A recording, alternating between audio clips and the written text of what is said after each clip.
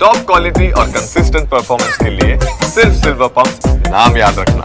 સમાચાર કે જ્યાં પવનચક્કીમાં ભીષણ આગ લાગી ગઈ, જ્યાં મુન્દ્રાના લફરા વિસ્તારની પવનચક્કીમાં આગ લાગી હોવાની વિગતો મળી રહી છે। વરસાદ બાદ આગનો બનાવ અત્યારે સામે આવ્યો અને આવા બનાવ વારંવાર સામે આવી રહ્યા છે। મોટા વાલકા બાદ હવે લફરામાં પણ આ આગ લાગી હોવાના સમાચાર મળી રહ્યા છે, પણ આગ કેવી રીતે લાગી તેનું કારણ હજુ સુધી સ્પષ્ટ નથી થઈ શક્યું। तो आ दृश्य जो पवनचक्की अंदर आग लागी है, धुमाड़ा गोटे गोटा तेमांथी बहार निकली रहा है। આવી ઘટના વારંવાર બની રહી છે, પરંતુ આગ લાગવાનું કારણ શું છે તેને લઈને હવે તપાસ ચાલી રહી છે। પરંતુ હાલ જે વિગતો મળી છે તે અનુસાર આ પવનચક્કીમાં આગ લાગવાની ઘટનાને લઈને મુન્દ્રાના લફરા વિસ્તારની પવનચક્કીમાં આગ કયા કારણોસર લાગી તે એક તપાસનો વિષય બનશે। સૌથી મહત્વની બાબત એ છે કે વરસાદ બાદ આગના બનાવ વારંવાર વધી રહ્યા છે।